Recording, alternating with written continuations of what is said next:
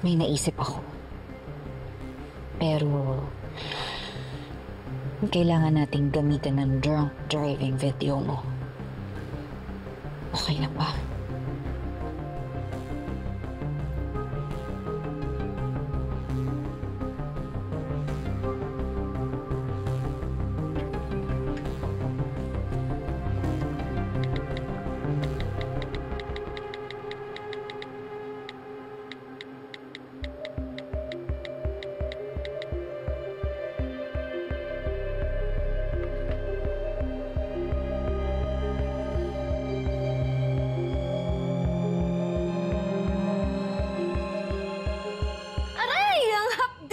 Aray, aray, ang hapdi naman ito.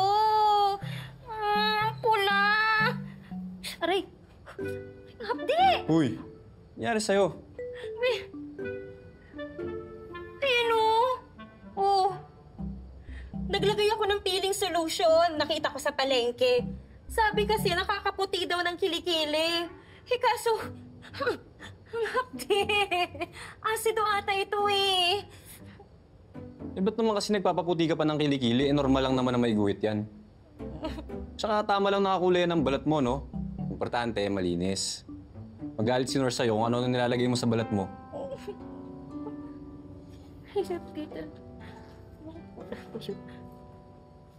Ay, bakit may ganyan ka? Minsan, naarawan yung balat ko, ma-update. Nilalagyan ko na ito. Basta walang sugat, okay to. Kailan ka pa naging maalaga sa balat?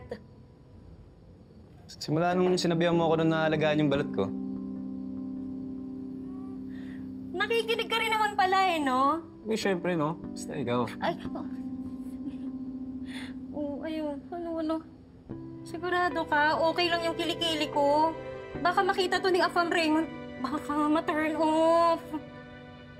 Alam mo, kung makita man ni Apam Raymond na kilikili mo at ma-turn off siya, hindi siya yung tama-tama para sa'yo.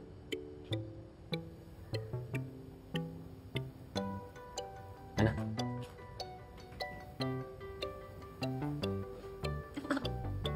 Salamat, ha? Okay na. Salamat.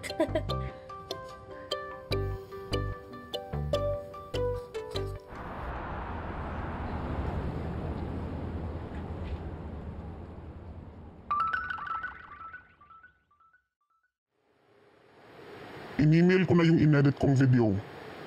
Along with other documents I made to help as proof this was staged. I hope you like them. Let me know if ipapakalat ko na.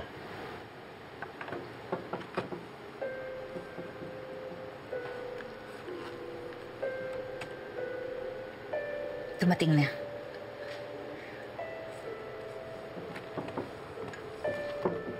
Gawa to ng kaibigan ko na marunong sa AI.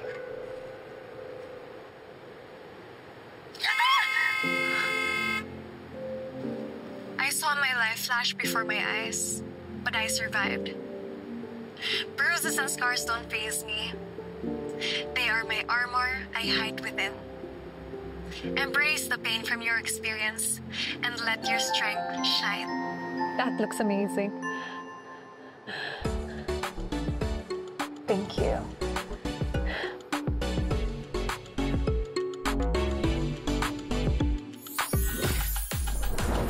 In this week's giant plot twist, abay fake naman pala ang DUI ni Tara Park dahil isa itong marketing campaign. That's right, friends. Kasi naman masyado naman natin ginudge agad. Sino ba naman kasi nagpakalat ng DUI na yan? Ayan tuloy, muntik na makancel si Tara Park. Well, for all we know, sinadya nilang ihilik yan para gumawa ng ingay. O diba, effective? Tignan mo, ilang daang libong units na naman ang nabenta ng Velma Beauty. Dahil dyan.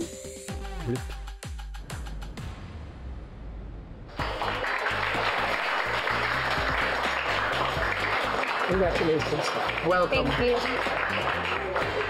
Welcome to Velma Beauty, Miss Tara Park. Thank you.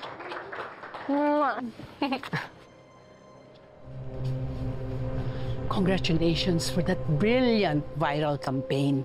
You almost made the whole world believe that you were really almost falling. Then, voila, plot twist. It was so tastefully done. And it had a clear social commentary that was so relatable. Looks like someone's working very hard to impress me. Is it you or someone in your team? I need to know who had that brilliant idea for this campaign.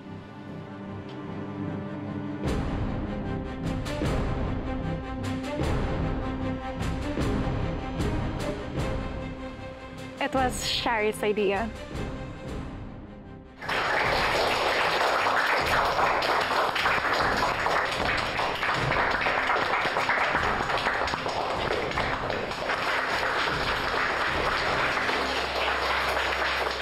Shari did everything in that campaign, to the leaked drunk driving video, to the idea of revealing that it was all just an ad.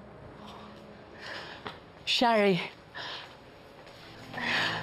I can't believe it was you. Nevertheless, congratulations. You need a commendation. So, finally, may ginawa kang tama. Of course, everything was my great idea.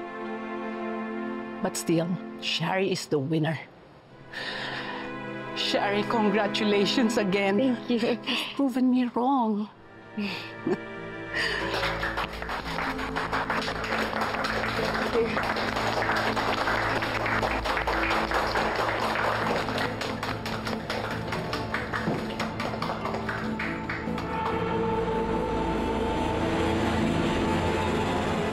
Bruises and scars don't faze me. They are my armor I hide within. Congratulations to the person who is responsible for the success, Miss Shari De Jesus. I think this deserves a celebratory photo op. Miss Velma. Kaya na ni Shari yan, so I'm just gonna rest, okay? Hindi porket ikaw ang dahilan ng success ko ngayon. May access ka na sa buhay ko. Ikaw ang next in line kay Miss Velma. Diba dapat masaya ka? Magsaya na lang tayo. You wanna play a game? Sa bawat shot mo, pwede mo akong tanungin. Pero ganun din ako sa'yo.